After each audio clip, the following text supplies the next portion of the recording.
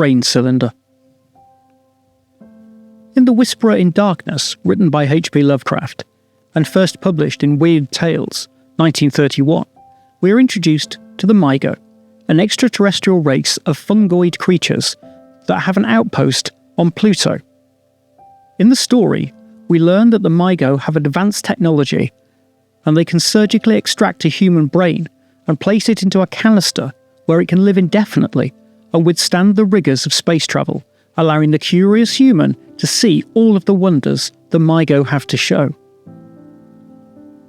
Many think this story to be a work of fiction by Mr. Lovecraft, but like several of his stories, there appears to be an element of truth within.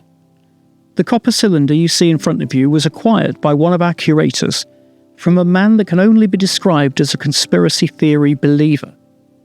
He wouldn't give us his name.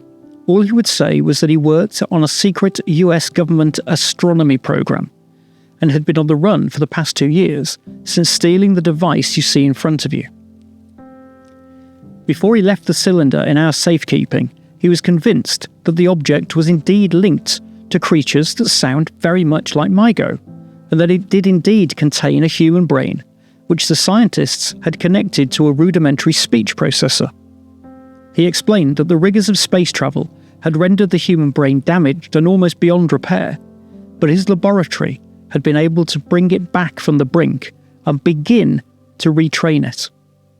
An almost ridiculous assertion. However, if you press the red button on top of the cylinder, you'll be able to take part in a training exercise, which apparently is designed to help rebuild the connections of the neurons in the brain. So please, press the button and play a game with our brain in a cylinder.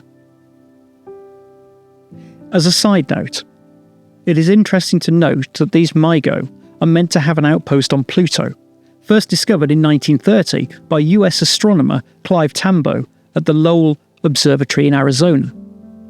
In 2006, the planet Pluto was downgraded by the International Astronomical Union and received the status of dwarf planet. Was Pluto demoted because what we learned lived on that dwarf planet? Or was it as a direct request from an extraterrestrial race?